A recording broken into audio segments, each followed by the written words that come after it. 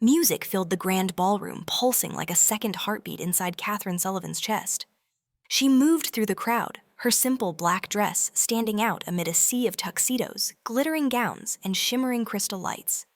She didn't belong here, not among Los Angeles' elite, not among the scent of expensive perfume and the hollow laughter of the wealthy.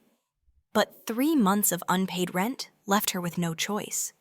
She was here because of Zoe, her roommate and event photographer, who had begged her to help carry equipment and hold the lighting reflector. Just stand in the corner, hold the board steady. Don't talk, don't draw attention, Zoe had said before disappearing into the crowd. Katherine tightened her grip on the silver reflector. Cold sweat trickled down her back. She hadn't eaten since morning, only had a cup of watered-down coffee. The mix of alcohol, perfume, and cigarette smoke made her dizzy. The cheap champagne glass trembled in her hand. She took a small sip for strength, but the fizzy burn only worsened the ache in her empty stomach. Leaning against a marble pillar, she tried to breathe deeply. The chandelier light poured over the room like liquid glass, and in that moment she saw him. A man in the crowd. Not conventionally handsome, but there was something dangerous and disciplined about the way he moved. While others flowed with chaos, he cut through it steady, deliberate, as if the entire room were just a backdrop for his steps. 3 men followed him, scanning the room with sharp eyes. Bodyguards. Instinct told Katherine to look away, but before she could, his gaze locked onto hers. 1 second. 2. The world stopped. Every sound vanished, only that gaze remained cold, deep, and somehow recognizing her. Then his lips curved slightly, a faint smile sharp as a blade. She startled and turned away, but too late. A waiter rushed past, colliding into her. The glass shattered icy liquid spilling down her dress. Katherine gasped, crouching to wipe it off. When she looked up, the man was gone. "Kat, there you are!" Zoe's voice came, breathless, camera swinging from her neck. "They need wide shots upstairs, come on." Katherine followed her up to the balcony overlooking the glittering hall. The air was cooler up there, but her head spun even more. The reflector felt impossibly heavy. "Hold it steady," Zoe said. "Drop it, and it'll cost more than your tuition." Katherine gave a weak smile. But as the music swelled and lights flickered wildly, a chill swept through her spine. "Zoe," she whispered. "Need to sit." No one heard. The room spun. The reflector slipped from her hands, and everything went dark. When she woke, the first thing she sensed was the smell of leather and a steady warmth surrounding her. She wasn't lying on the ballroom floor, but on a velvet seat. Soft light glowed above. A deep, husky voice spoke beside her. "Don't move." Katherine opened her eyes. Staring down at her were eyes like a bottomless well. Not a stranger, him, the man in the dark gray suit, a silver watch glinting under the light. Eyes of cool amber that seemed to pierce through her. He was holding her one arm behind her back, the other at her waist, gentle yet unyielding. "You fainted." "You're in my car," he said. "Don't be afraid." She turned her head. Through the tinted window, only streaks of passing streetlights cut the night. A limousine. "Who are you?" He paused. "Austin Palmer." The name struck her like thunder. A flood of headlines filled her mind, whispers of wealth, power, and crime. Palmer, the dynasty rumored to own half the city, shipping real estate, and the kind of business never written down. "Where are we going?" she asked, voice trembling. "To my private medical center." "You fell and hit your head. You need a checkup." "No, I'm fine." She tried to sit up, but dizziness threw her back toward him. Austin's arm tightened around her, steadying her effortlessly. "Don't pretend to be strong, Katherine Sullivan." She froze. "You know my name?" He met her gaze, calm, unwavering. "I make it a habit to know about the people who catch my attention." Her pulse skipped. Attention. A man like Austin Palmer noticing a broke girl who passed out at a party? Impossible. But the way he looked at her, slow intent, as if reading her thoughts, made her skin prickle. The car stopped. Austin stepped out first, then opened the door for her. His gesture was polite, but the eyes of the waiting guards and nurses told her one thing clearly: this was a man no one dared disobey. The room was sterile white, faintly smelling of antiseptic. The doctor checked her quickly and concluded, just low blood sugar. She needs food and rest, the woman said, but her eyes stayed fixed on Austin, awaiting orders. He gave a slight nod. Prepare an IV, and have the kitchen send something warm. There's no need, Katherine started. There is. His tone was soft but final. She said nothing. The IV dripped steadily, glowing faintly in the light. Across from her, Austin sat with his hands clasped, watching quietly. How long has it been since you ate properly? He asked. Yesterday. Maybe the day before. His expression shifted a flicker between anger and pity. This world is too cruel to those who are kind. The words startled her. Coming from a man like him, powerful, cold, they sounded almost sorrowful. When she was discharged, Austin insisted on driving her home. Before she stepped out, he handed her a card. If you ever need anything, call this number. It's my private line. She looked down. Only A. Palmer and a phone number. No title, no address. Why did you help me? She asked softly. He leaned closer, his gaze deep enough to stop her breath. Because when I caught you in my arms, my heart recognized something it never had before. The words left her speechless. As the car door closed and the limousine disappeared into the Los Angeles night, Katherine stood motionless under the rain. Her hand trembled around the card. His name, his scent, his voice lingered like a mystery waiting to unfold. She didn't know it yet, but that small card would soon change her entire life. If you've ever thought destiny only lives in fairy tales, wait until you meet a gaze that stops your heart. Part 2. The second encounter will reveal where fate ends and temptation begins. 3 days had passed since that night. 3 days since Katherine Sullivan had woken up in the arms of the man everyone in Los Angeles whispered about, the one they called dangerous. She had tried to brush the memory off like a dream, but it lingered, especially when the ivory business card still sat on her desk. Cold and heavy, like the weight of his gaze that night. Every embossed digit, every letter of A. Palmer, simple yet commanding. She didn't know why she hadn't thrown it away. Maybe it was curiosity. Maybe fear. Or maybe because of that single moment when his low, rough voice whispered near her ear. Because my heart recognized something it never had before. What could a man like him possibly recognize in a broke, debt-ridden girl living in a leaky apartment where the ceiling dripped every time it rained? On the third morning, as Katherine brushed paint across an old canvas, a knock echoed on the door. 3 times. Slow, deliberate. Not Zoe, not a neighbor. She wiped her hands on her apron and opened it. And there he was, Austin Palmer, wearing a smoke gray suit, no tie, his collar slightly open, showing the faint tan of his skin. The morning light fell across his shoulder, making him look both real and unreal, like something she had accidentally painted from a dream. How did you know where I live? She asked, hand still gripping the doorframe. Have you forgotten? His lips curved faintly. I make it a habit to learn about the people who catch my attention. The smile wasn't as cold as she remembered. It held a trace of weariness, almost human. You didn't call, he said. So I came. Came? For what? To see if you were all right. And his eyes swept the room across the walls, covered in paintings, the smell of wet paint in the air, to see what you call art. The apartment fell silent. Only the ticking of the old clock filled the air. Austin stepped inside without waiting for permission, and yet strangely, Katherine didn't stop him. There was something about him that made resistance feel pointless. He stopped before her largest painting, a canvas streaked with ash gray and violet, a silhouette of a woman standing in the rain. You painted yourself? He asked. Maybe. Or maybe you're hiding inside it. She froze. No one had ever said that before, not her friends, not her professors. You understand art? I don't understand it, he said evenly. I feel it. He turned toward her. The look in his eyes made her step back.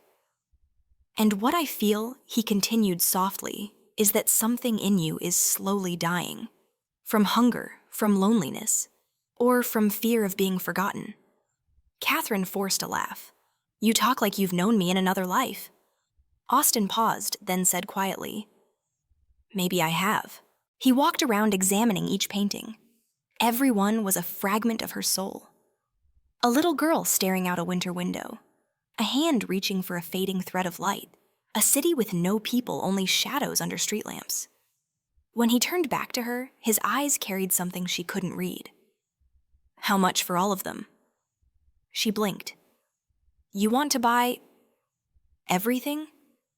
Yes, they're not worth much. Don't devalue yourself, he interrupted, his tone firm, but laced with a strange patience. Katherine searched his face, expecting mockery. But no, he was already writing a check, signing his name and placing it on the table. The number stole her breath. $40,000. You're insane, maybe he said with a faint shrug.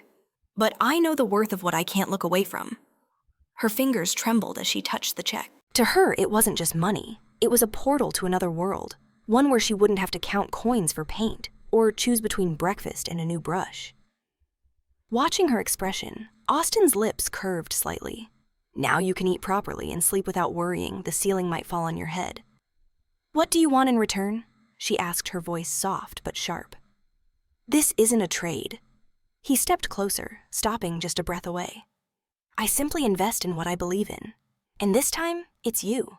The air between them tightened like a drawn wire. Katherine wanted to look away, but couldn't. There was something intoxicating in him. Gentleness wrapped in command. He didn't touch her, yet his voice dropped lower, warm, steady, and dangerous. You think you're free, but you've already stepped into something bigger. What do you mean, the game of fate? That afternoon he left. Men in black suits arrived soon after, carefully wrapping her paintings in white cloth, treating them as if they were treasures. Before getting into his car, Austin turned back to her. Friday night, an art exhibition in Beverly Hills. I want you there. She hesitated. I don't have anything to wear. Don't worry, I'll handle it. Then he was gone, leaving her standing at the door, still holding the envelope with the check and his card. That evening, a large box was delivered to her apartment. Inside, a deep sapphire silk gown and a pair of crystal-studded heels. No note, only a small slip of paper in slanted handwriting. Friday, 8 p.m. Don't tie your hair. Zoe, her roommate, gaped at the gift. Kat, are you sure you're not being stalked? Katherine smiled faintly but said nothing. A part of her was afraid. But another part, the one that dreamed of being seen, couldn't wait for Friday to come. The next day at school, she noticed students gathered around the bulletin board. A new poster had been pinned up, New Eyes of Modern Art, sponsored by the Palmer Foundation. His name? Again? Katherine froze. Was that why he'd invited her, or was it just coincidence? That afternoon when she returned home, a white envelope lay by her door. No stamp, no return address. Inside was a photograph of her and Austin at the gala balcony 3 nights earlier. She was holding the reflector. He was below, looking up, eyes fixed directly on her. On the back of the photo, a single line written by hand. You fell, but I saw you before that. Katherine's heart pounded as she gripped the photo. She had never told anyone he'd seen her that night. No one but Zoe even knew she worked that event. Then, who took this picture? That night when Zoe came home, Katherine hid the photo under her pillow. You're going to that exhibition, aren't you? Zoe asked. Maybe. Kat, don't be naive. That man isn't just buying your art, he's buying you. Katherine didn't answer. She sat by the window, watching the city glow under gold streetlights. Inside her, something dangerous was quietly blooming, a mix of warmth and fear. Rain fell that night. She couldn't sleep. The tapping on the glass synced with her heartbeat. She remembered Austin's eyes, his voice, the way he spoke of fear, as if he had lived it. Then her phone lit up. A text from an unknown number. Don't let anyone teach you to fear me. Her hands trembled around the phone. No goodnight, no explanation. Just one line, both warning and promise, both possession and protection. Outside, thunder rolled. She walked to the window. Across the rain-slick street, a black car was parked, headlights still on despite the storm. She couldn't see who was inside, but somehow she knew, even through the glass, his eyes were on her. A chance encounter, a wordless gift, a photograph no one should have taken. And behind it all, something had begun, quietly, irrevocably. Katherine touched the card again. The letters blurred under her rain-wet fingertips. And in the darkness, she whispered, "What game are you playing, Austin Palmer?" Somewhere across the sleepless city, the man himself smiled faintly, hearing her words, though he wasn't there. "It's not a game, Katherine," he murmured, eyes fixed on the rain beyond the glass. "It's the beginning." Friday evening arrived with the faint scent of jasmine in the wind. Katherine stood before the mirror, her fingertips brushing the deep sapphire silk that wrapped her body. The gown Austin had sent fit her perfectly uncannily, as if he had measured every contour of her without ever seeing her. Zoe curled her hair gently, leaving it loose, just as his note had instructed. "You're sure you really want to go?" Zoe asked, her tone laced with worry. Katherine gazed at her reflection. "I just want to know why he chose me." Zoe said nothing more. She knew nothing could stop Katherine once her eyes had found someone to follow. The black limousine arrived precisely at 8. The driver opened the door, bowed slightly, and said nothing. All the way there, Katherine sat in silence, clutching her purse, her heart racing. Outside Beverly Hills shimmered glass towers, reflecting 1,000 cold, perfect lights. Austin Palmer's world. When the car stopped, she looked up. A 4-story building of glass and light stood before her at the Glass House Gallery, where every artist dreamed of being seen. A woman greeted her at the door, her voice soft as air. "Miss Sullivan, Mr. Palmer is expecting you." Katherine hesitated. "He's already here. He always arrives early. He doesn't like keeping anyone waiting." She followed the woman down a white-carpeted corridor. Paintings by renowned artists lined the walls, glowing softly under muted lights, silent witnesses of luxury. When the final door opened, she saw him, Austin Palmer, not in his usual gray, but in a tailored black suit. The top button undone his cufflinks glinting gold beneath the light. He turned at the sound of her footsteps, and for a brief moment, time stopped. "Beautiful," he said, not as flattery, but as fact. "You chose the dress?" "It seems I chose well." Katherine managed a faint smile, trying to stay composed. But when his gaze lingered at her neckline, at the tiny silver pendant resting there, she knew she'd already lost. The exhibition began to the soft hum of piano keys. Elegant guests, critics, investors, all nodded respectfully to Austin, as though performing a ritual. And in that instant, Katherine understood here he wasn't merely powerful. He was a presence. He introduced her to several people, simply saying, "She's a young artist I'm sponsoring. Nothing more, nothing less."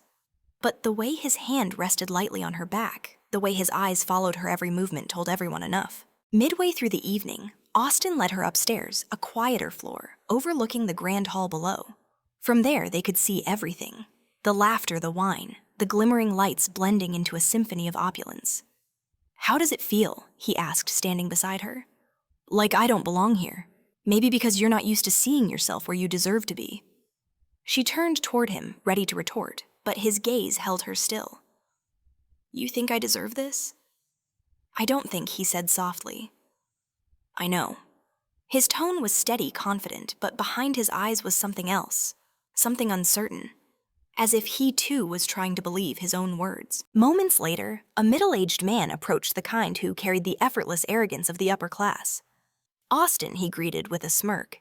"Didn't think you still had time for paintings." Austin shook his hand politely. "Art is where I find silence."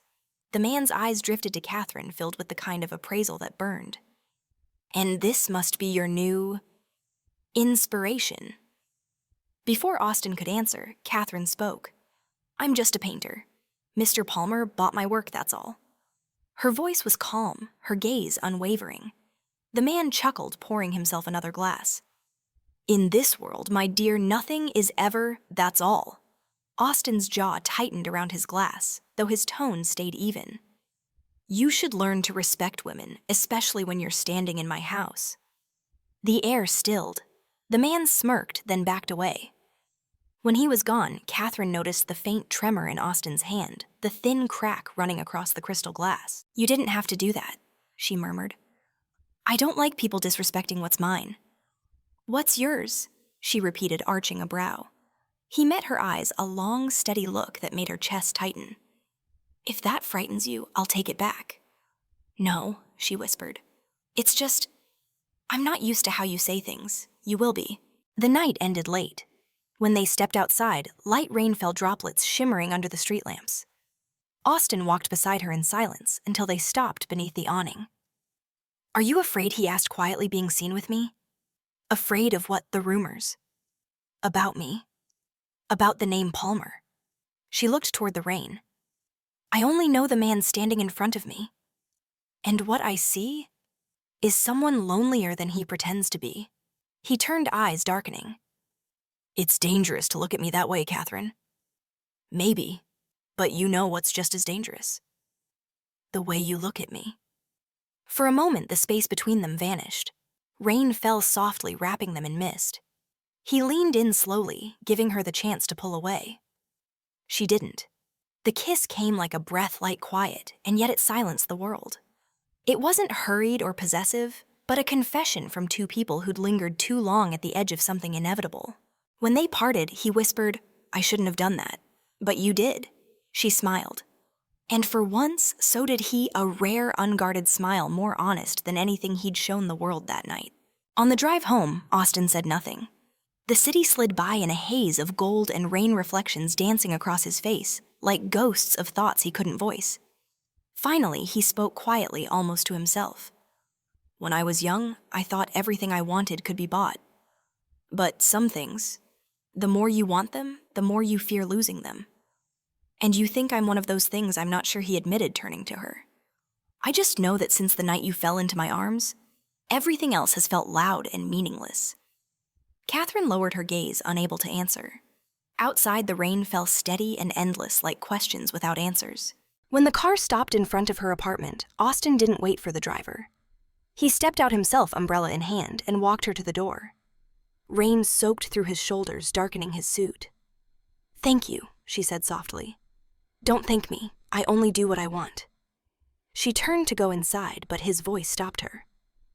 Katherine. She looked back. He stood in the rain, eyes heavy with something unsaid.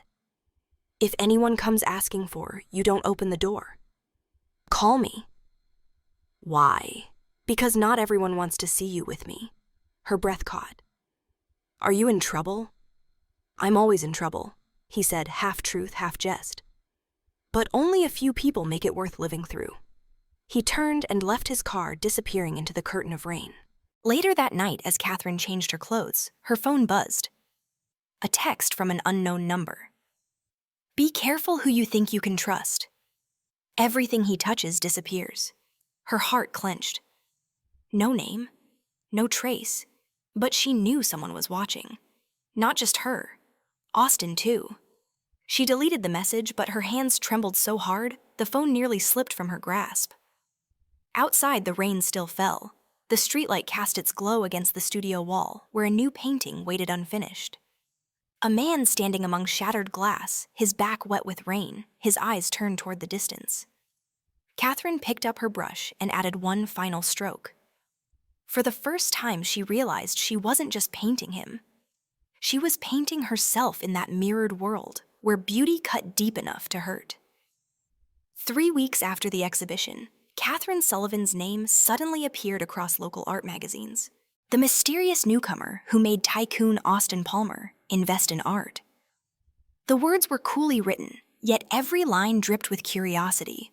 Who was the woman who made a man like Austin walk away from the negotiating table just to stand before a painting? Katherine wasn't used to spotlights.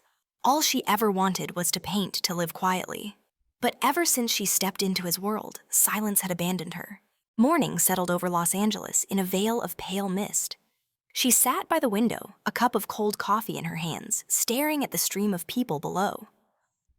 Zoe came out of her room, hair tied high, camera slung over her shoulder. Someone asked me online what's going on between you two.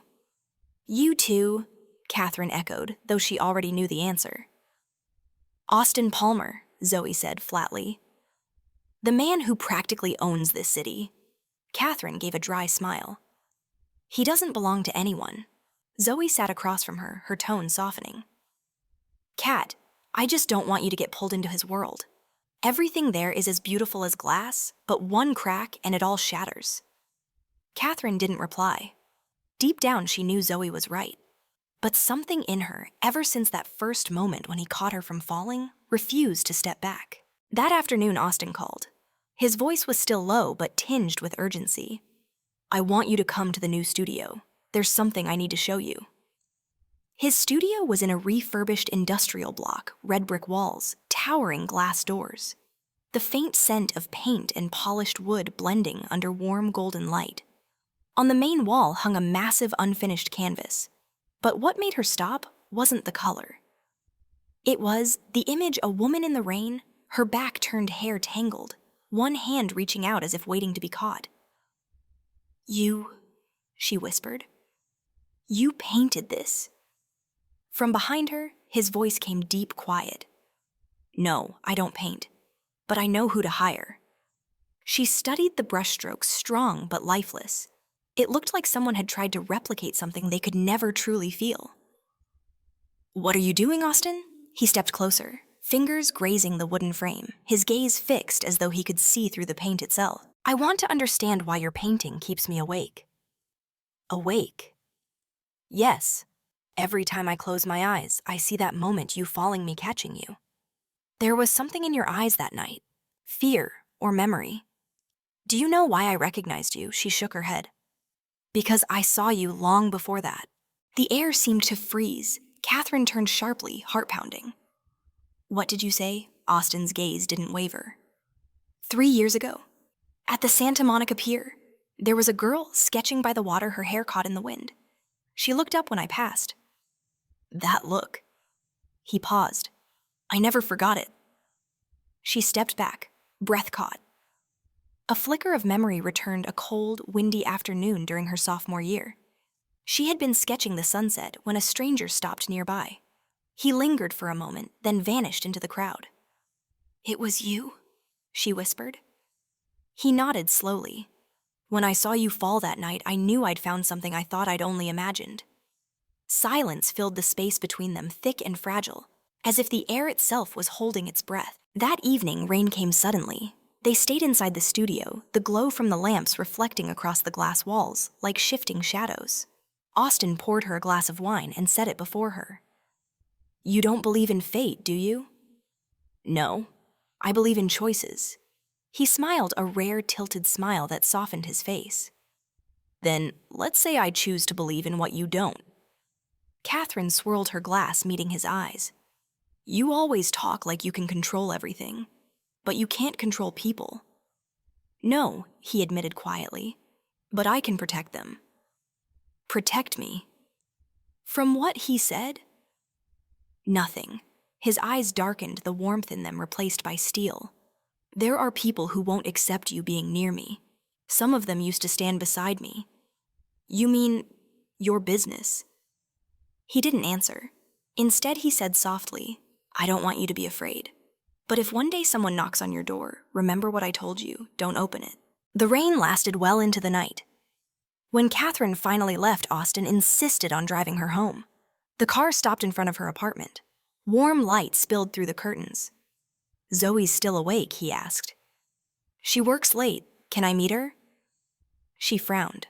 Why to thank her? Because without her, I wouldn't have met you. His words were gentle, yet carried a weight that made her chest tighten. She couldn't tell if she should feel touched or terrified, because every word he spoke sounded like both a promise and a bond. That night, Zoe returned, her expression tense. "Someone's watching the apartment," she said. "Black car parked across the street. I got the license number, but when I tried to take a photo, it came out blurred." Katherine froze. "It's either his people," Zoe continued, "or someone watching him." "Kat, listen to me, get out. I don't trust a man who can be that gentle and still have a city afraid of him." Katherine said nothing. But when she went to her room later, she noticed the window slightly ajar. On the desk lay a white envelope. The door hadn't been forced. Inside, a single folded note handwritten, "When they start watching you, it means they plan to use you to get to me. Don't be afraid. Just remember who you chose to trust." She sat there for a long time, then carefully folded the note and slipped it inside a picture frame. 2 days later, Austin disappeared. His phone was off. His assistant claimed not to know where he was. Even the papers which had been filled with stories about him suddenly went silent. Katherine tried to paint, but every stroke of the brush brought his face back, that look in the rain, the low rasp of his voice, the tremor in his hand when someone had insulted her. Then, one evening, as she cleaned her palette, the door burst open. Zoe stood there, a newspaper in hand. "Kat, look!" The headline screamed across the front page. Palmer Group under investigation, suspected money laundering, and ties to organized crime. Katherine went cold. Below the headline was a photo Austin leaving a government building, cameras flashing around him. His face was calm, but his eyes, tired, haunted. "He might really be dangerous," Zoe whispered. "And you, Kat, you're standing in the middle of a storm." That night, the phone rang. No caller ID. Austin's voice came through, low, rough, tight with tension. "Are you safe?" "Where are you?" "The whole city's." "Don't believe what they're saying." "Then tell me the truth." He paused, a long, heavy silence. "I can't explain, but I need you to believe me. I didn't do what they think I did." "Are you running?" "I'm protecting." "Protecting who?" His voice dropped almost a whisper. "You." The line went quiet except for the sound of their breathing. Then he spoke again, slow-weighted like a promise. "Tomorrow, if anyone comes for you, even if they say they're from Palmer Group, or the police don't go with them, they're not coming to ask. They're coming to warn." She tried to speak, but the line went dead. Katherine sat still back against the wall, heart pounding. The apartment was silent, only the faint whistle of wind through the doorframe and his words echoing in her mind. "I can't explain. But I need you to believe." Belief, the most fragile thing between two people from different worlds. She once said she didn't believe in destiny, only in choices. But that night, Katherine Sullivan understood. Some choices are like walking a tightrope across a chasm. And on the other side of that rope stood a man named Austin Palmer, a man who could terrify her, yet was the only one who made her want to keep walking, even through the dark. The next morning, Los Angeles woke to the sound of rain and breaking news. The sky was a heavy gray smothered beneath storm clouds that looked like a warning. Headlines screamed across every paper: Palmer Group accused of money laundering, heir missing. Katherine sat in a small cafe on the corner, hands cold, despite the steaming cappuccino in front of her. On the wall-mounted TV, a grainy video showed Austin filmed from a distance, surrounded by a swarm of reporters. He didn't look at the camera. He just walked forward, gaze steady, so calm it was hard to tell whether he was the guilty or the savior. People around her whispered and speculated, but to Katherine, their voices were muffled like sound trapped behind glass. All she could hear was her heartbeat. No one could understand what it felt like to watch the world turn its back on the one person your heart still chose to believe in. When she got home, Zoe was already packing, her face pale with fear. "Kat, I can't stay here. 2 men came this morning asking for you. They said they were friends of his, but their eyes." "You talked to them?" Katherine asked sharply. "No, but they knew your name, even your class schedule. One of them had a photo of you from the exhibition." Zoe hesitated, her voice trembling. "Kat, they didn't come to make conversation. I'm going to stay with my cousin for a while. Just be careful." The door closed, leaving behind a silence so thick it pressed against her chest. Katherine walked around the apartment, the uneasy feeling of being watched crawling over her skin. She pulled the curtains shut, but still saw light glinting off a black car parked across the street. Its engine was still running, and it didn't move. Night fell. A message appeared on her phone from an unknown number. "Are you safe? A?" Katherine exhaled shakily, her fingers trembling as she typed. "Where are you?" The reply came almost instantly. "Can't say, but I need to see you, tonight." "No, someone's watching the building, I know, and you still want me to come out." "No, I'll come to you." Her stomach tightened. Before she could respond, another text flashed on the screen. "If you hear 3 knocks open, only 3. Midnight. 3 knocks, slow, precise." Katherine stepped into the hallway, her heartbeat roaring in her ears.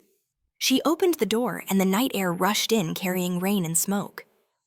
He stood there, drenched, No longer the immaculate man she'd always seen, his shirt half-unbuttoned, cuffs stained with dried blood, and eyes dark and heavy with exhaustion. "Austin, don't ask. Just lock the door." She obeyed. When the bolt clicked into place, the space between them shrank to mere inches. He leaned against the wall, breathing hard. Katherine hurried to get a towel, but when she turned back, he was seated, one hand pressed to his side. "You're hurt," she whispered. "Nothing serious." He gave a hoarse laugh. "Just a reminder that loyalty can't be bought." For the first time, she saw the fragility beneath all that control. Blood soaked through his shirt in a dark patch. "I'm calling a doctor." "No." His voice was sharp, cutting through the air. "No one can know I'm here. No one but you." "You expect me to hide a wanted man?" she said, voice shaking. He looked up, eyes locked on hers. "I'm not running, Katherine. I'm surviving." She helped him bandage the wound, her hands trembling despite herself. The small apartment felt smaller, filled with their shared breath and the faint scent of rain and iron. When she leaned forward, her hair brushed his shoulder. Austin caught her wrist gently. "Are you afraid of me?" "I don't know." He smiled faintly, weary but real. "You should be, because once you're with me, there's no going back." "Was I ever truly with you?" she asked quietly. That stopped him cold. Then a sound outside, footsteps splashing in the puddles. Austin shot up, eyes narrowing. He killed the lights and pulled her close against the wall. From behind the curtain, a beam of light swept across the room, a flashlight. Another car had stopped outside. Two silhouettes. A voice drifted through the rain. "Check the back. He might be hiding here." Katherine's pulse hammered. Austin drew a small pistol from under his jacket, the metal glinting like a shard of ice. She grabbed his hand, shaking her head. A minute passed, then another. The noise faded. The car drove away. He didn't let her go right away. Their breathing mingled, the room heavy with the metallic scent of blood and the dry tang of old paint. When he finally spoke, his voice was low. "I never meant to pull you into this, but you already have." "I know." His tone softened. "And if I could, I'd protect you at any cost."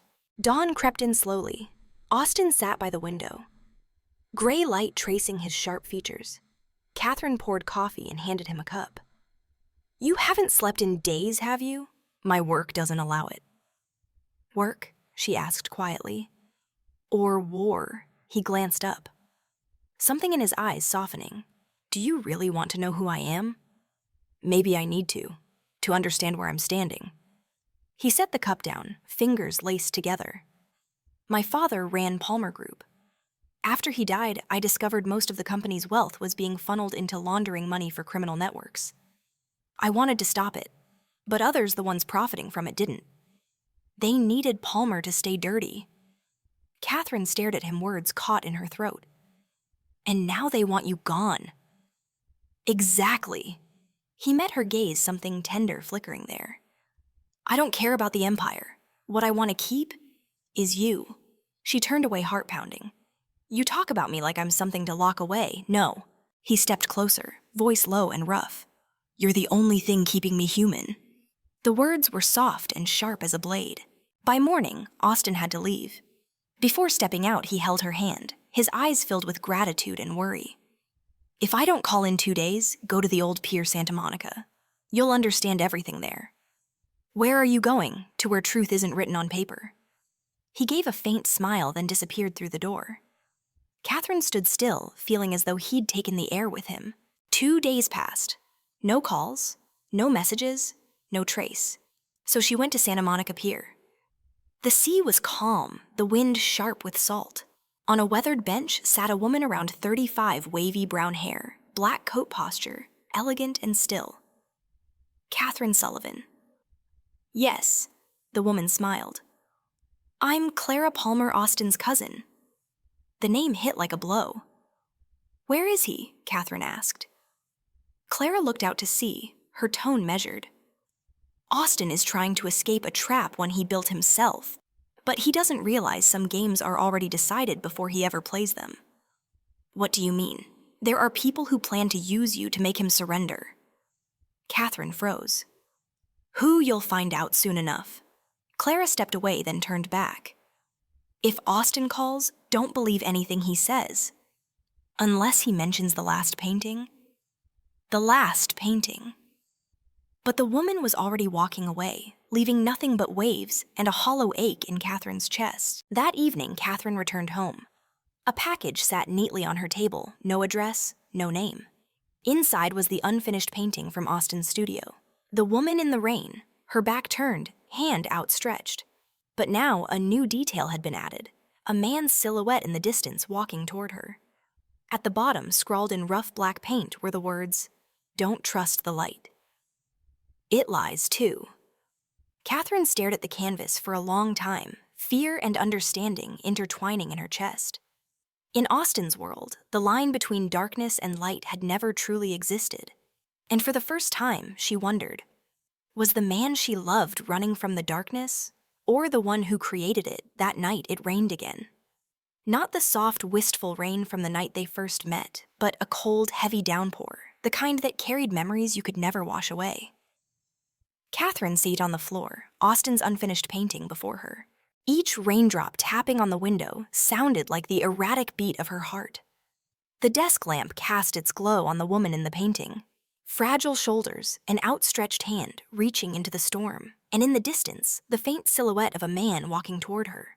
She reached out her fingertips, brushing the wet paint, the cold clinging to her skin. In the corner of the frame, the black words still stood out clearly. "Don't trust the light."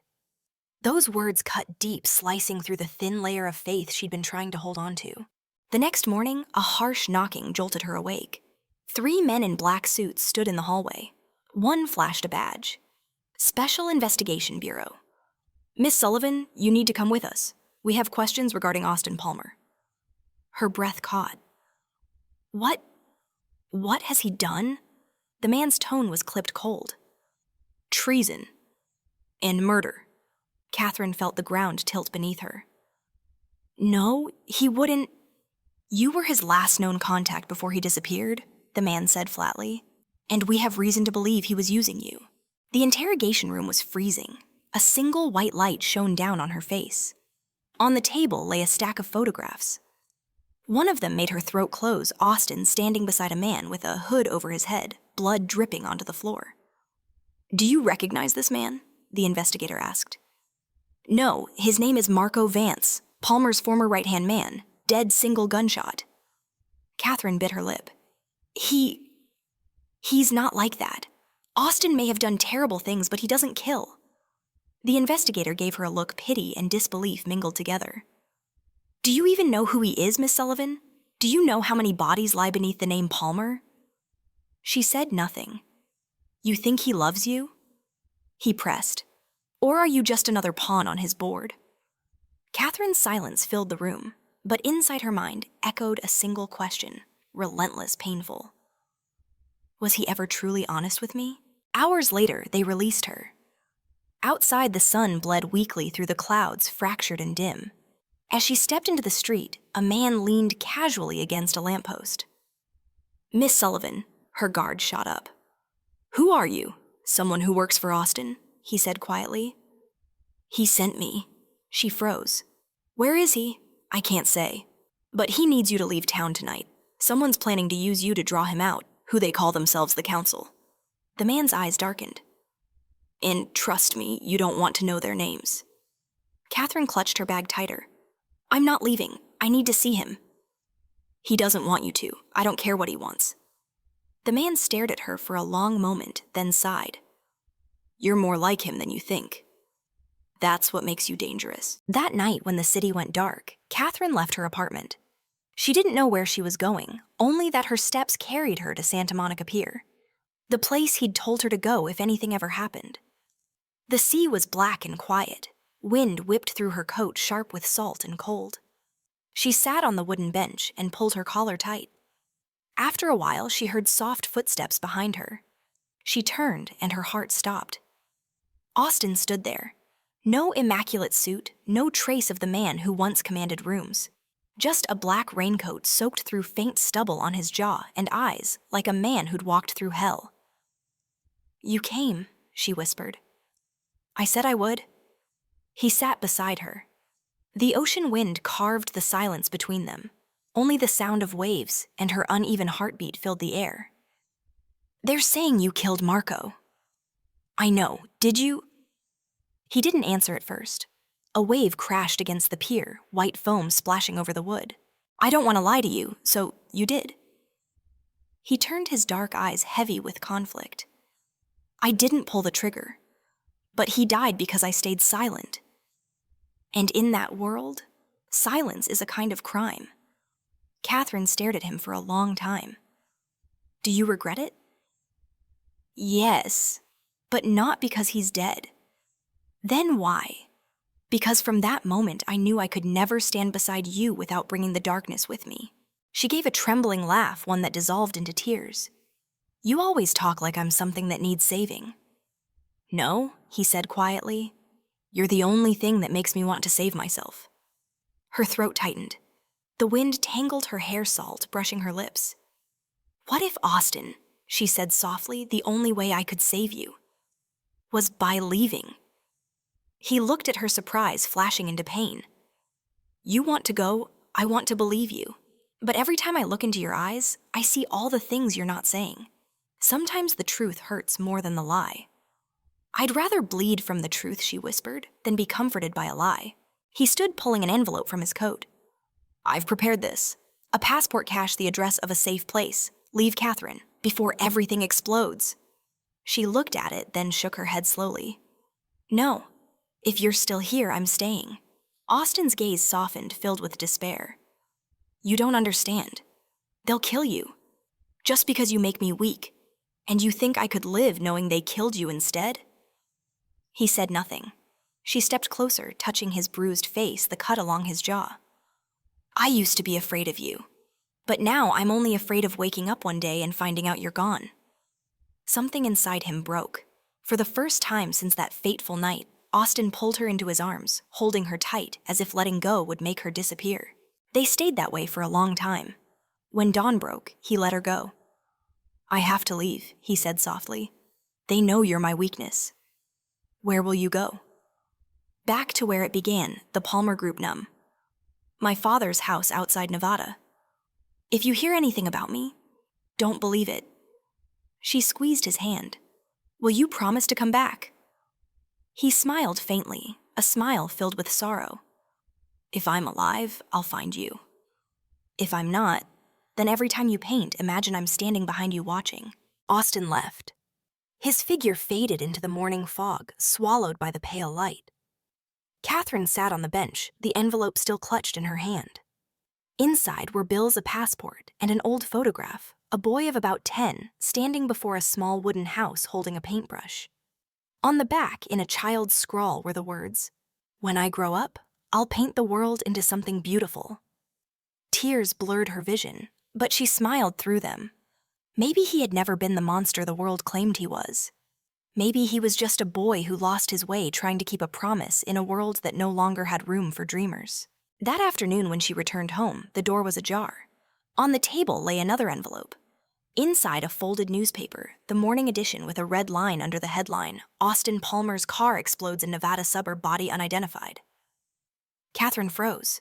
Her hands trembled. The photograph slipped from her grasp, landing face down on the floor. Outside, the sky broke open once more. Rain poured against the windows. But this time she didn't move. She let the rain wash over her unfinished painting until the layers of color and shadow bled away, revealing beneath it all a faint trace of light. A fragile light that still carried his name. 3 weeks had passed since the news declared Austin Palmer dead. An explosion in the Nevada suburbs, the car completely burned the body too damaged to identify. The media wrapped up the story quickly, as if a man of power could simply vanish without leaving an echo. But Katherine didn't believe it. Not in such a simple ending, not for a man like him. In the days that followed, she moved through life like a sleepwalker. The apartment was silent, the stale scent of dried paint and cold coffee clung to the air like ghosts. Sometimes she thought she heard footsteps in the hallway, or caught the faint trace of his smoky cologne behind her. But every time she turned around, there was only emptiness. Zoe called often, begging her to leave Los Angeles. "Kat, you're trapped in a story written in blood. Get out while you can." But Katherine couldn't, because somewhere deep down, she felt he was still out there hidden in the part of the darkness she'd never dared to touch. One afternoon while cleaning her studio, Katherine found a small key tucked behind the frame of a painting Austin once sent her. It was tagged with a thin metal label engraved MP 12. Beneath it, faintly etched Storage District. She recognized the code. It referred to the old warehouse complex by the river where Palmer Group used to store files before relocating. Her heart pounded. If Austin had left something behind, this might be his final message. That night, she went to the warehouse district. The place was nearly deserted, wind howling through rusted steel frames, streetlights flickering weakly through grime-streaked windows. Unit 12 stood at the far end. The padlock was old, but when she slid the key in, it turned smoothly with a soft click, as if it had been waiting for her. Inside it was pitch dark. She switched on her flashlight. The beam swept across wooden crates, old canvases, and a large table draped in a dusty tarp. She pulled the tarp back and froze. On the table lay a spread of photographs. Austin surrounded by men in suits in secret meetings at lavish dinners, and scenes streaked with blood. Some photos were crossed out, edges charred. At the center was a photo of her. Katherine sitting by the cafe window, months ago unaware. On the back, a line written in his handwriting, "They'll come for you. But don't trust anyone, not even me." Her breath caught. In the corner of the table sat an old voice recorder. She pressed play. Austin's voice filled the silence, rough, tired, but unmistakable. "If you're hearing this, it means things have gone beyond my control. They don't just want the company, they want to erase Palmer. I was foolish to think I could cut the strings without hanging myself. Katherine, you were the only thing I didn't plan for. They know that. And they'll use you to end me. I don't want you buried in my darkness. But if I disappear, find a man named Elias Cole. He owes me a life, and I believe he'll protect you." Then a distant gunshot. Silence. Katherine sat motionless, tears streaming down her face. He was alive. Or at least he had known that his death was the only way to keep her safe. The next day, she searched for Elias Cole. Records showed he had once been Palmer Group's lawyer, before resigning without explanation. His office was in the outskirts, an old dusty building that smelled of paper and smoke. "Miss Sullivan?" he asked when she entered. He was in his 40s, tall, lean eyes sharp and unsurprised to see her. "You know me? Not just know. I was told to wait for you." He opened a drawer and handed her a sealed envelope. Austin's signature was scrawled across the flap. "He left you a memorandum." Inside were a few pages of documents and a photograph. Austin standing beside a middle-aged woman, her gaze cold and commanding. On the back, in Austin's handwriting, Victoria Ward, chairwoman of the council. "She took over Palmer Group after his father died," Elias said quietly, "and she signed the order to have him killed." Katherine's voice shook. "Why?" "Because Austin tried to clean the company to cut it off from the underground networks, and Victoria couldn't allow that. She needed him gone to keep the illusion intact." Katherine's eyes burned. "Can you help me?" Elias studied her, then said softly, "I'll help not for him, but because of you. There's something in your eyes that reminds me this world still has something worth fighting for." That evening, Katherine returned home. She spread the documents across her desk. Between contracts numbers and signatures, one truth emerged. Victoria Ward wasn't just Palmer Group's chairwoman, she was the head of an international laundering syndicate. Her phone rang. No number. She hesitated, then answered. "You never did learn to follow directions, did you?" Her knees went weak. "Austin, don't speak loudly. They're listening. You're alive. Not exactly. To the world, I'm dead, and you need to keep it that way. Where are you?" "It doesn't matter. What matters is you leave LA now. Victoria knows you met Elias." "What are you doing, Austin? Why do you keep hiding from me? Because if you know too much, I can't save you again." Tears welled in her eyes. "I don't need you to save me. I just need the truth." Silence. Then his voice raw, confessional. "I was the reason your father died." Her breath hitched. "What did you say?" "The car explosion years ago. I didn't order it, but the command came from Palmer Group and I didn't stop it. Your father worked for my father's rival, I knew." And I stayed silent. When I met you, I realized fate wasn't punishing me, it was giving me the chance to atone.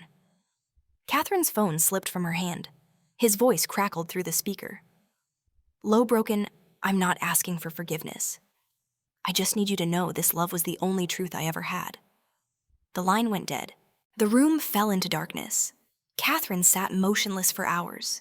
No tears, no trembling. Memories replayed like film, the rain, his eyes, the tenderness wrapped in lies.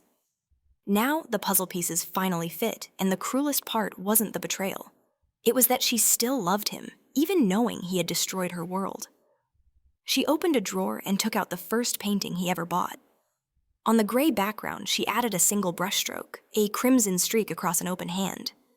Not to erase him, but to remember that between love and guilt she had walked through both. Outside, the wind swept through the window, carrying the chill of night.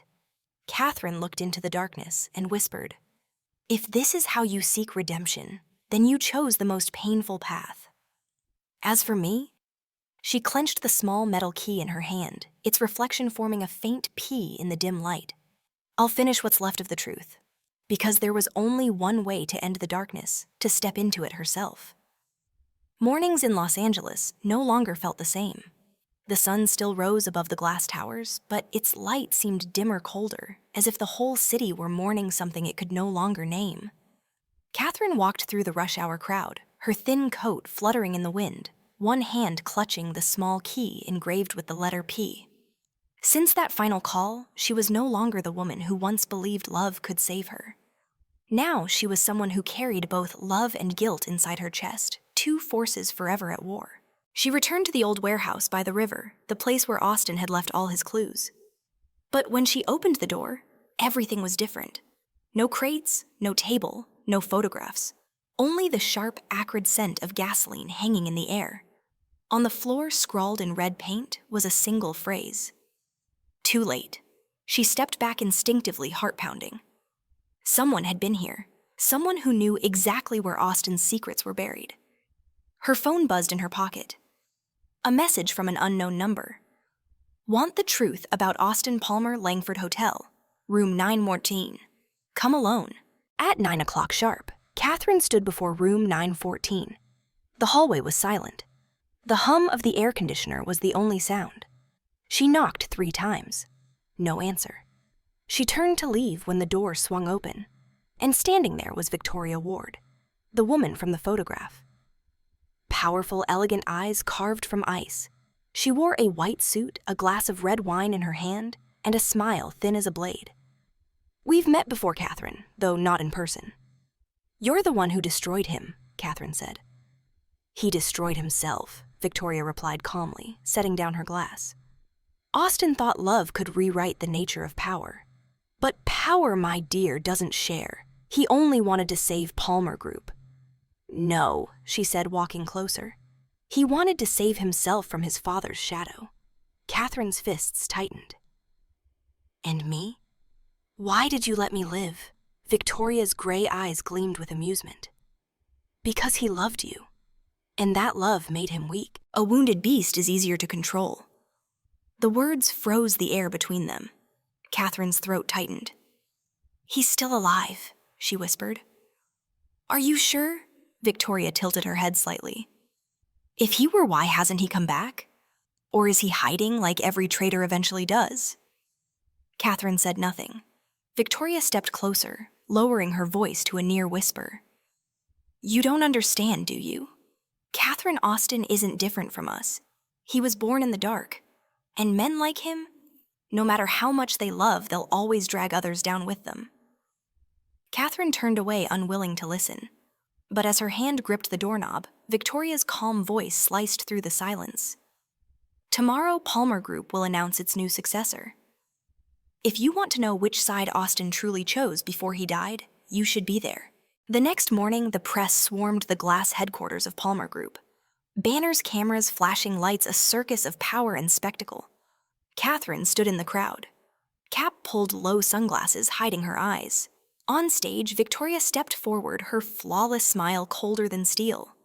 After recent events, Palmer Group needs a new leader, someone young, someone who understands Austin's vision, and someone who can carry on his legacy. She paused, voice steady. Please welcome the new successor, Elias Cole. The crowd erupted. Katherine went still.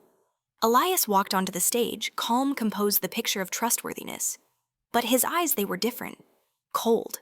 Calculating. Not the man who had once helped her in that dusty old office.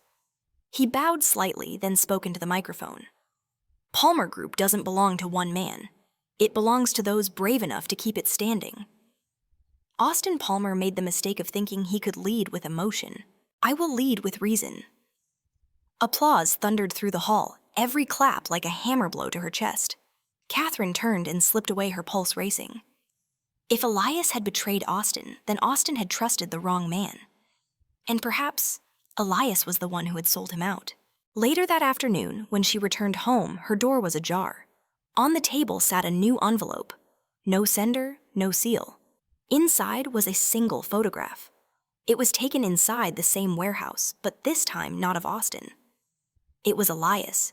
He was holding a gun beside a burned-out car, and below it, scrawled in black ink, "He isn't dead, but the one who burned the car was your friend." Katherine sank to the floor, her hands trembling. Then came the sound of footsteps in the hallway. She stood gripping the nearest paper knife. The door burst open. A man stood there, rain-soaked dark coat clinging to his frame, and eyes the color of memory. Austin. He looked at her for a long time, silent, as if afraid a single word would shatter the moment. "You're alive," she whispered. "I told you once," he said softly. "The world only believes what it wants to." She stepped closer, touching his face with shaking fingers. His skin was cold, real, not a dream. But through the flood of relief, anger surged stronger than longing. "Why didn't you tell me? Why let me think you were dead? Why make me go through all of that alone? Because only when they believed I was gone would they stop watching you," he said, voice hoarse. "I couldn't let Victoria or Elias get near you. You could have told me before turning me into bait." Austin said nothing. The light from the window cut across his face, splitting him in two, half shadow, half sun, just like the man he'd always been. "I know," he whispered. "Everything I did was wrong. But if the choice was between you hating me or losing you forever, I'd choose your hatred." She stared at him, tears falling, though her tone was cold. "You killed my father?" He closed his eyes. "I know, and I've lived with that every day. So this is how you atone, by making me love the man who destroyed my family?" "No," he said quietly, stepping closer. "By giving you the truth, even if it makes you leave me." The silence stretched. Rain hammered the windows like a heartbeat out of sync. Katherine stepped back, voice trembling. "So you came here just to say that, then disappear again?" Austin's gaze softened, desperate, tender. "I came to take you away. They're coming tonight. Elias and Victoria. They both want Palmer, and they both want me gone for good. Before they reach you, I need to get you out. And you think I still believe you, no?" He nodded slightly. "I just hope you'll believe your fear, because this time it's right." Sirens wailed in the distance. Headlights flared through the window. Austin grabbed her hand and pulled her toward the fire escape. Below, 2 black SUVs screeched to a halt, men spilling out. "Oh God," she whispered. Austin pressed her against the wall, shielding her. "Trust me one last time, Katherine. After this, you can walk away forever." His breath brushed her forehead. For a second time, stopped. Every lie, every truth, every wound between them blurred into something nameless and fragile. She looked into his eyes and knew, right or wrong, love or hate, she belonged to this man's world, even if only for one final moment. Glass shattered. Gunfire ripped through the room. Austin turned, pushing her behind the wall. "No, you!" A bullet struck the doorframe inches from her head. He grabbed her hand, dragging her upward to the rooftop. The wind roared. Rain drenched her hair. A black helicopter waited above. "We can't keep running forever," she shouted. "I know." He smiled, faintly, heartbreak in his eyes. "But at least tonight you're still alive." Then he kissed her, a desperate broken kiss, under the storm filled with everything they couldn't say. When he pulled back, his voice was barely a whisper. "I'll end this. For you." Before she could respond, he lifted her into the helicopter and signaled the pilot to take off. Katherine pounded the glass, screaming through the roar of wind, "Austin! Don't do this. Do you hear me?" But the storm swallowed her voice. From above, through the sheets of rain, she saw him turn one last time, those deep brown eyes burning with quiet warmth, sealing themselves into her memory. And then he disappeared into the night. Below, sparks ignited. A blast tore through the complex, shaking the air. Flames rose, devouring the darkness. Katherine collapsed onto the floor of the helicopter, clutching the key in her palm. The letter P was scratched and faded, only a faint mark remained. A scar. And she knew no matter how many times the world rewrote the story of Austin Palmer in her heart, he would remain one thing, both sin and eternity, 3 months after the explosion. The media called it the night of the Palmer Purge, a wave of coordinated attacks and fires that shook Los Angeles to its core. The official report, no body ever identified as Austin Palmer. To the world, he was dead. To Katherine, he had vanished again, as if he had never existed. She left the city behind, moving to a small coastal town up north, where waves crashed against the cliffs like whispers of the past. Her rented cottage stood on a slope, its window facing the sea, sunlight spilling into the little studio each morning. Every day she painted a new canvas in hues of gray, silver, and blue, as if the sky itself had taken on his shape.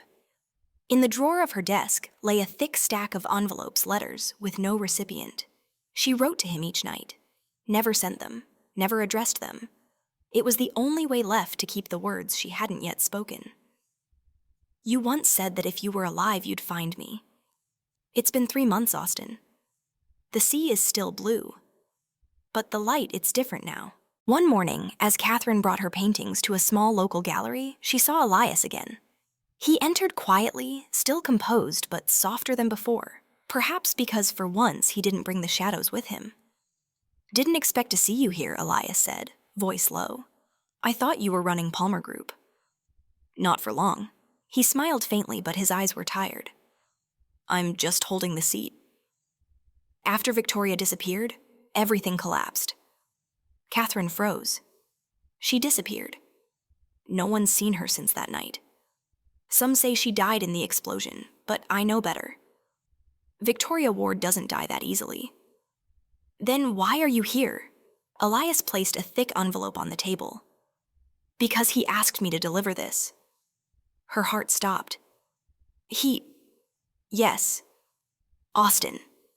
He sent it before the explosion." Katherine's hands trembled as she opened it. Inside were several handwritten letters and a single folded note. "If you're reading this, it means I'm no longer with you. But you need to know your father didn't die because of me." Katherine's breath caught. "He's lying." Elias shook his head. "No, I checked. Your father discovered a secret money channel between Palmer subsidiaries. He planned to go to the police. Victoria ordered the hit, but Austin tried to stop it. When the car exploded, he was there trying to pull your father out. He didn't make it in time." The letter slipped from her hands, her fingers cold and shaking. Everything spun. For 3 years, she had carried hatred for a man who had once tried to save her father. Elias spoke softly. "He also told me to give you his final painting." He opened a wooden crate and lifted out a covered frame. When Katherine pulled the cloth away, she gasped. It was a painting of 2 hands reaching for each other in the dark, a thin thread of light connecting them. On the back, written in Austin's handwriting, "There is no light inside the darkness. Katherine, only the ones brave enough to hold on until it returns." That night, she couldn't sleep. The sea wind tore through the curtains, the waves pounding endlessly below. She unfolded every letter he had written, each line a wound slowly closing. "I once thought love was weakness. But when you left, I realized it was the only thing that kept me human. If you're reading this, don't come looking for me. Only one of us needs to walk out of this darkness, and it's you. I won't ask for forgiveness. But I hope when you look toward the ocean, you'll remember, even when the tide erases everything, the sky still keeps the last light."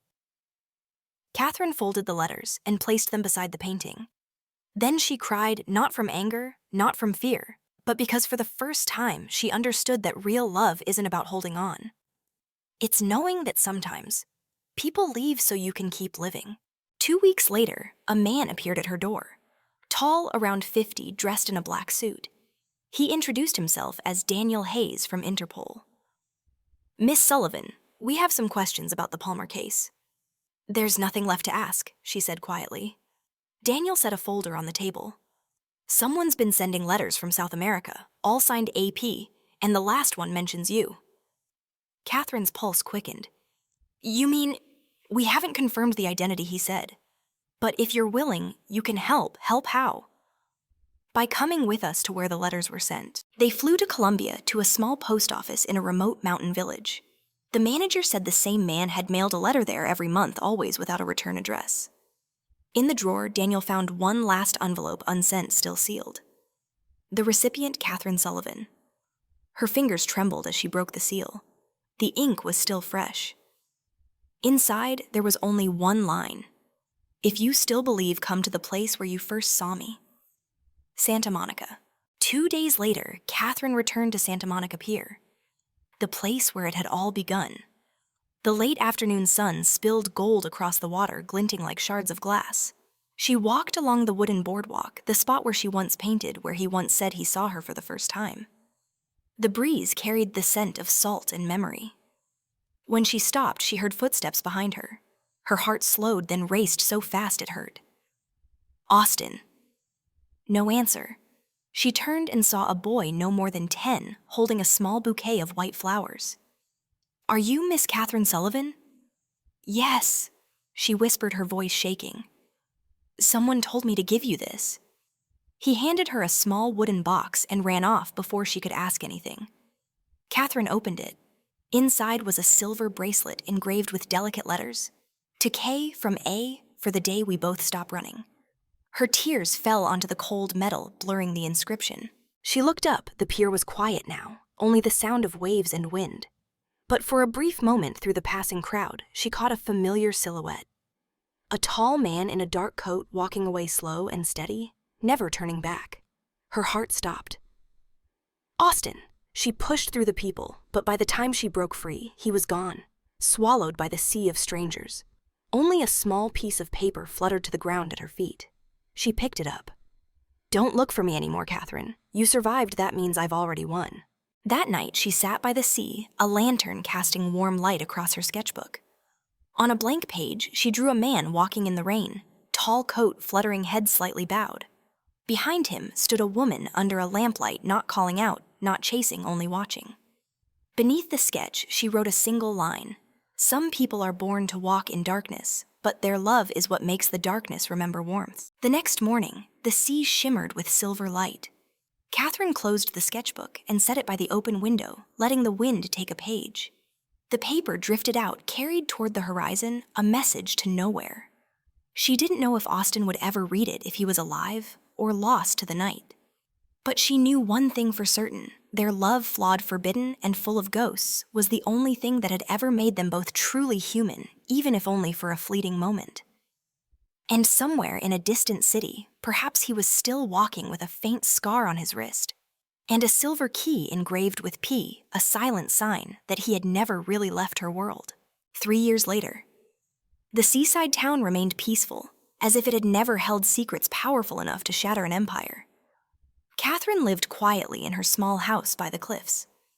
She had opened a gallery called The Light Between Shadows, a place that displayed paintings people said could only be created by a heart that had survived loss. In the corner still hung Austin's final painting, 2 hands clasped together amid a single thread of light. She had never sold it, and never had the courage to look at it for more than a minute. Sometimes visitors asked, "Who painted that?" She would only smile. Someone who promised to return, but kept his word in another way. One June morning, Katherine received a package with no sender's name. Inside was a plane ticket to Buenos Aires, a silver key engraved with the letter P, and a handwritten note. "I still owe you a goodbye." She sat for hours in silence. Inside, her hope and fear wrestled the fragile wish to see him again, and the terror of reopening what time had sealed. But in the end, the heart won. She packed a small bag, locked the gallery, and left. Argentina greeted her with golden light and the scent of ripe oranges. When she showed the driver Austin's photo, he nodded. He used to live here, a small house near Mendoza. It's empty now. The road to Mendoza curved through endless vineyards shimmering in the sun. When the car stopped, she found herself before a weathered wooden cottage surrounded by hills, heavy with grapes and the smell of old wine. On the porch, a small white flower bloomed the same kind Austin once grew in his Los Angeles apartment. She stepped inside. The room was layered in dust, yet everything was meticulously arranged. A cracked cup carefully glued back together, an open sketchbook, and on the table, a sealed envelope. Her hands trembled as she touched it the same way they had the first time she met him. She opened it. Inside were several yellowed pages, the first line written in his familiar hand. If you're reading this, it means I've made my choice to live for you or die with my sins. His voice seemed to echo through the room with every word I tried to leave that world behind, Katherine. But Victoria survived, and she wanted the one thing I could never give your freedom. I didn't come here to hide. I came to trade. My life for your peace. Don't come looking for me. Every time you do, the darkness follows. But if someday you still find this place, I want you to see, this is where I learned to forgive myself. Her tears fell, blurring the faded ink. She laughed softly through the sobs. You always wrote as if the world was a sentence, and love was your final plea. At the back of the sketchbook was an unfinished drawing, a woman standing before the sea, eyes closed, bathed in the soft glow of unseen light. Katherine traced the paint with her fingertips, as if touching a fragment of his soul. Suddenly, the door creaked open. The wind swept in, scattering the papers. One sheet slid to her feet.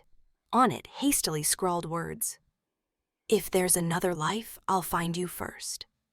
Katherine fell to her knees, clutching the paper to her chest, her sobs swallowed by the quiet.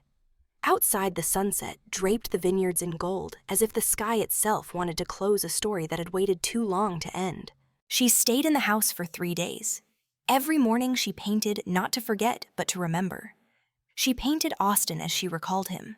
Those deep eyes, strong hands, a smile fleeting as lightning before a storm. On the 3rd day, as the sun sank behind the hills, she stood on the porch with her finished painting. At the bottom, she signed 4A. Then she hung it on the wall where the morning light would touch it first. Before leaving, she slipped a note into the drawer. You said love is the darkness that remembers warmth, but to me, you were the light that learned how to hide. She locked the door and didn't look back. A year later, Katherine's gallery was invited to exhibit in New York. Opening night was crowded camera flashes, bright as stars. Visitors lingered longest before the hands between shadows. Some even cried without knowing why. A reporter asked, "What does that painting mean to you?" Katherine smiled, her voice soft as air. "It's about a love no one was meant to keep, yet neither could forget." She stepped outside, standing atop the museum stairs, overlooking the avenue. The season's first snow was falling soft, cold, luminous, and in that quiet moment, she saw a man across the street wearing a dark coat, walking with that familiar, aching stride. He didn't look at her, just paused for a second, then turned the corner and was gone. She smiled through her tears, whispering to the wind, "I know Austin. You're still keeping your promise, only this time you're letting me live for us both." That night, after the gallery had closed, Katherine stood alone among her paintings. She looked up at the largest one, the sea, the sky, and 2 distant figures walking in opposite directions, their light merging into a single fragile line.